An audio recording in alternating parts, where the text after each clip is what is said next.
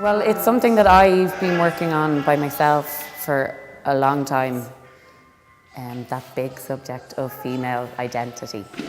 But then I became kind of really interested in the iconography of dolls and different types of dolls. So I started looking at it through that, if that makes sense. And I suppose because I'm interested in like different types of roles that women play or are meant to play. And then I just became interested how you're kind of taught those from a very early age, from the dolls that you have. Like, so from when you're a little girl and you have like a baby doll, and that's the role of the mother, and then how it progresses as you get older. Like contemporary culture and then adults with dolls, and the phenomenon of two different types of dolls. These babies that basically women get made in like an image that they want. So you get it like specifically made. You could get it made to look like you, what you think your child would look like. Watch about a lot of women will have had their children are grown up, and they can't have more babies, or they don't want to have more babies. So they get these as a way of kind of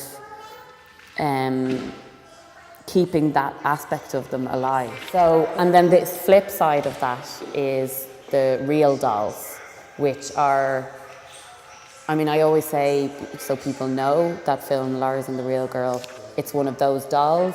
We watched footage of the factory, like where there's a guy describing the different types.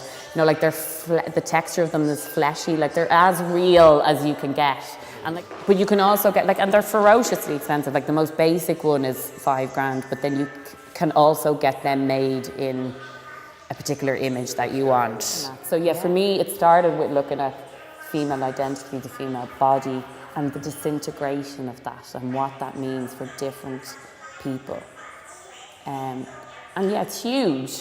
And I suppose this is kind of using the thing of dolls to kind of tap into something specific. That it's like, oh, is that the ideal now? That we just become nothing? That we just become robots? We just, you know, that don't speak, that don't do anything.